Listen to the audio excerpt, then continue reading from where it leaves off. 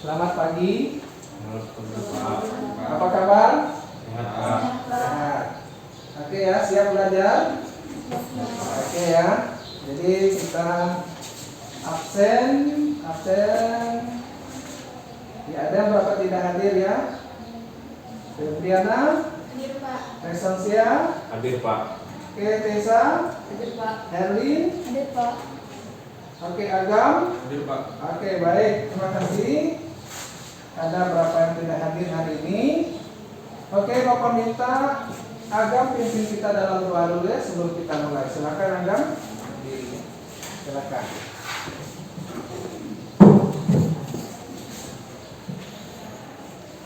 Teman-teman, mari kita berdoa.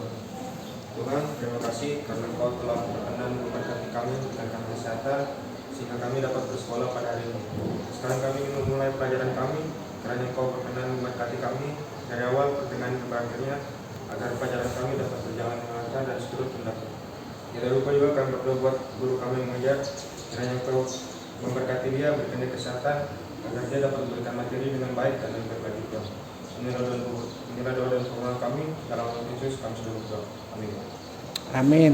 Terima kasih Agam yang sudah pimpin kita dalam doa.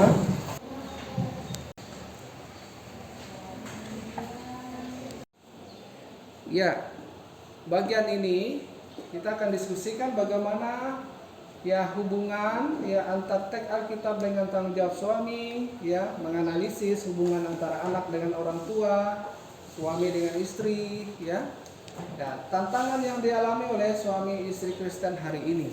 Nah, ini yang kita perlu diskusikan di dalam bagian ini. Oke, ada materi di sini, ada video yang boleh kita tonton ya. Ya, tantangan dalam rumah tangga ya, mudah-mudahan ini bisa terbuka.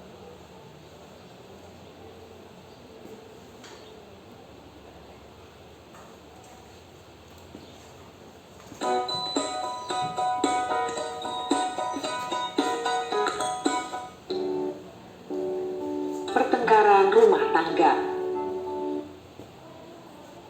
Ada dua orang sahabat yang memiliki sifat yang berlawanan, namun saling bersahabat. Setelah menikah, mereka masing-masing hidup di kota yang berbeda, sehingga tidak sering bertemu. Pada suatu hari, Ricky mengunjungi sahabatnya si Tony di rumahnya. Mereka pun berbincang-bincang hangat, dan tak lama, aku belakangan ini selalu saja ribut, pusing. Tony yang mengetahui sifat sahabatnya itu hanya tersenyum. Ia lalu berkata, Sabarlah kawan.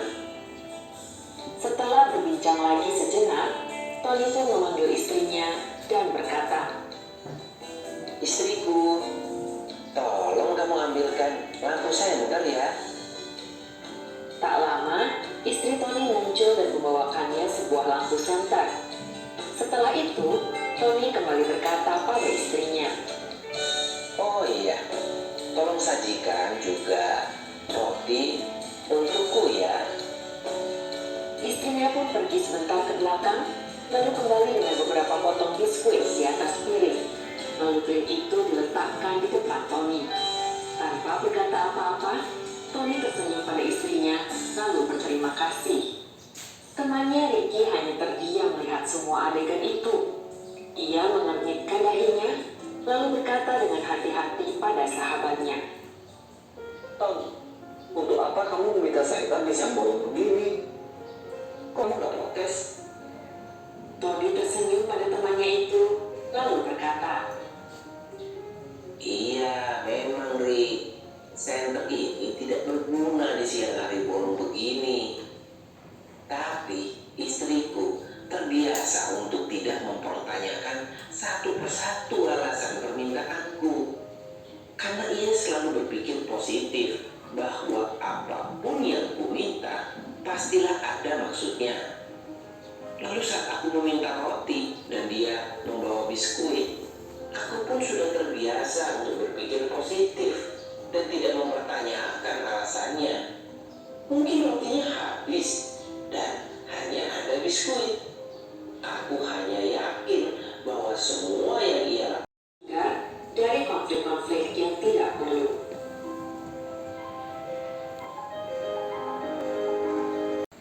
Baik, simak lagi. Ini ada video kedua yang membicarakan terkait dengan konflik dalam rumah tangga.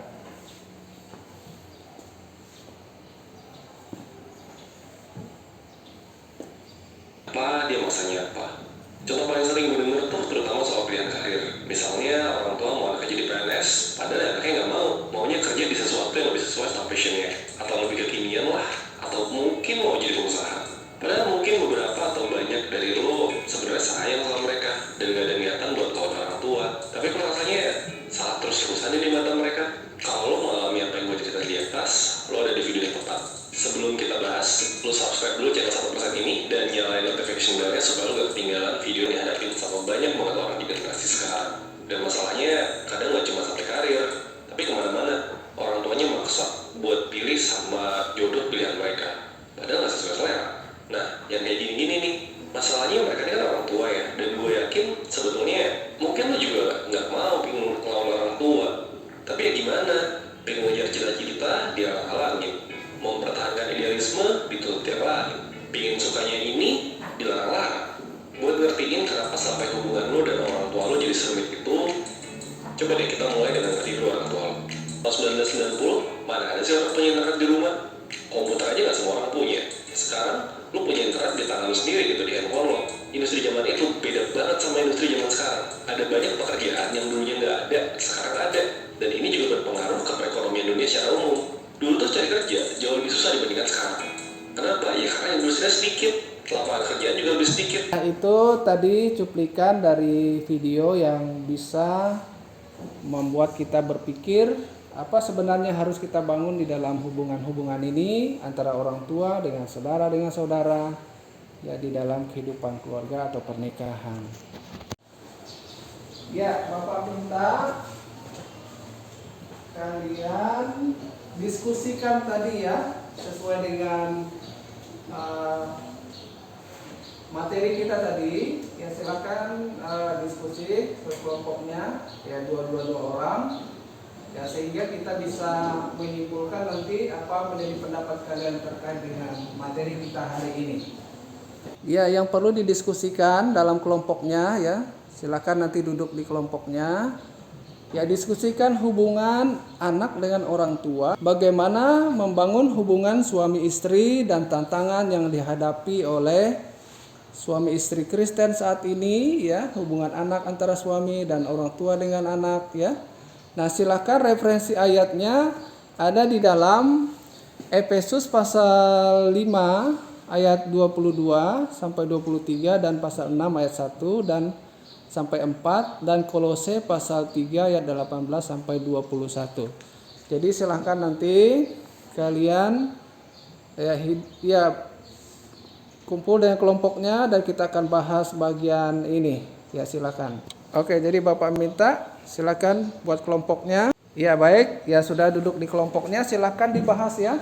Jadi sesuai dengan tema kita tadi, materi kita silakan dibahas dalam kelompok. Ya supaya nanti materi ini bisa kita selesaikan hari ini.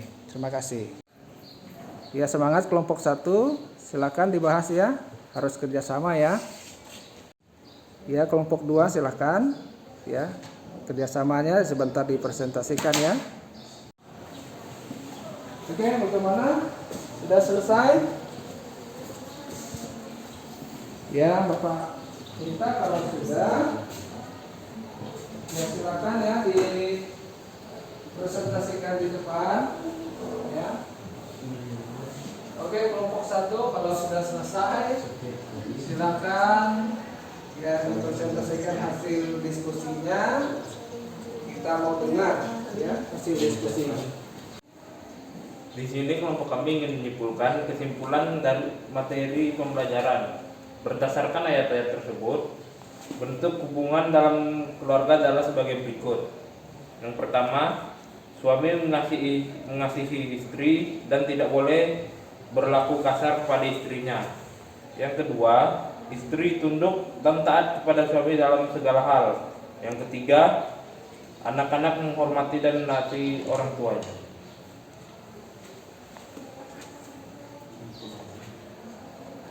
Kesimpulan yang kedua tentang pentingnya komunikasi dalam pernikahan keluarga. 1. Masalah keluarga perlu dibicarakan bersama. Yang kedua, cinta kasih melebihi sekedar perasaan. Yang ketiga, seharusnya kedua belah pihak minimal setiap hari saling mengucapkan dan mengungkapkan kata yang baik atau pujian. Oke, selesai. Ya, kita beri aplaus untuk kelompok 1. Oke, terima kasih atas hasil diskusinya. Bapak minta silakan duduk. Ayo kelompok 2 silakan maju. Kami dari kelompok 2 ingin menyimpulkan hasil dari ayat-ayat tersebut. 1. Suami mengasihi istri dan tidak boleh kasar pada istrinya. 2. Istri tunduk dan taat kepada istri suami dalam segala hal. 3. Orang tua mendidik anak-anak di dalam ajaran dan nasihat Tuhan serta tidak membangkitkan amarah anak-anaknya. 4. Anak-anak menghormati dan menaati orang tuanya. Oke, lanjut. Baik, kesimpulan pentingnya komunikasi dalam pernikahan dan keluarga yaitu saling percaya satu sama lain dan berpikir positif dalam keluarga. Yang kedua, masalah keluarga perlu dibicarakan bersama. Yang ketiga, cinta kasih melebihi sekedar perasaan. Dan yang terakhir yaitu seharusnya kedua belah pihak minimal setiap hari saling mengucapkan kata-kata pujian. Sekian presentasi kami, terima kasih. Oke, terima kasih untuk kelompok 2. Kita beri aplaus. Ya, baik. Terima kasih Bapak ucapkan pada kelompok 1 dan 2 yang sudah bekerja sama untuk kita bahas tadi ya masalah tantangan dan hubungan ini berdasarkan Efesus dengan Kolose tadi ya. Terima kasih ya Bapak sudah menyimpulkannya dalam bagian ini ya, itu betul ya. Ya, kita beri aplaus 100 ya untuk kelompok ini. Ya. Oke ya, suami istri harus saling mengasihi ya, tidak boleh berperilaku kasar terhadap istri di sini. Istri juga harus tunduk kepada suami ya. Itu harus dalam segala hal. Terus orang tua harus mendidik anaknya dalam ajaran yang sehat ya. Tidak membangkitkan amarah anak-anaknya. Itu betul dalam Efesus tadi ya dengan Kolose. Anak-anak harus menghormati dan menaati apa? Orang tuanya. Itu betul. Jadi kita sebagai anak ya tidak boleh berlaku ya tidak sopan terhadap orang tua karena orang tua itu adalah yang telah melahirkan kita dan telah membesarkan kita. Oke, baik. Nah, betul ini ada tadi di kelompoknya masing-masing ada muncul ini karena ini kalian hebat ya. Ya, ada perlu dibicarakan ya bersama-sama kalau ada masalah. Itu tidak boleh ya memecahkan satu-satu ya. Jadi harus dibicarakan dan ada kasih ya. Cinta kasih yang melebihi perasaan.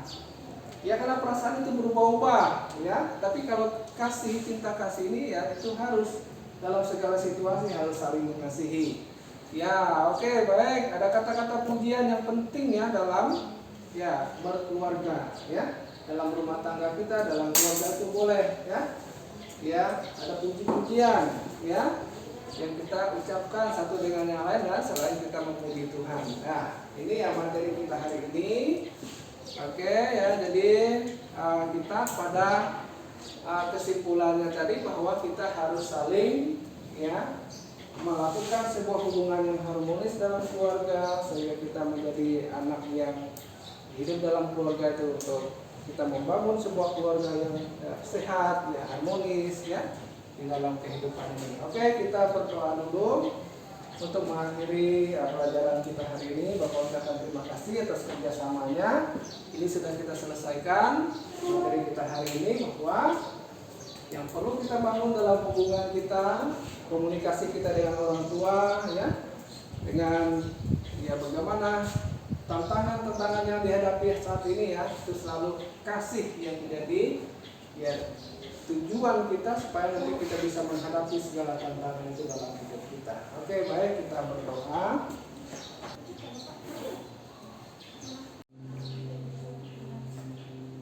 Ya baik, kita akhiri dulu materi pelajaran kita hari ini dengan doa. Bapak minta Herlin pimpin kita di dalam doa. Silakan Herlin. Baik teman-teman, sebelum kita mengakhiri proses pelajaran kita, saya pimpin kita dalam doa. Tuhan Yesus yang di surga, kami datang kepadamu Tuhan. Terima kasih banyak atas pertolongan-Mu karena Engkau telah menyertai kami dalam proses pembelajaran Tuhan. Kiranya kami dapat mengerti apa yang kami telah pelajari ya Tuhan. Inilah doa kami Tuhan Yesus. Haleluya. Amin. Amin. Terima kasih, Lin. Ya, demikianlah pelajaran kita hari ini. Ya, Bapak mengucapkan banyak terima kasih. Shalom.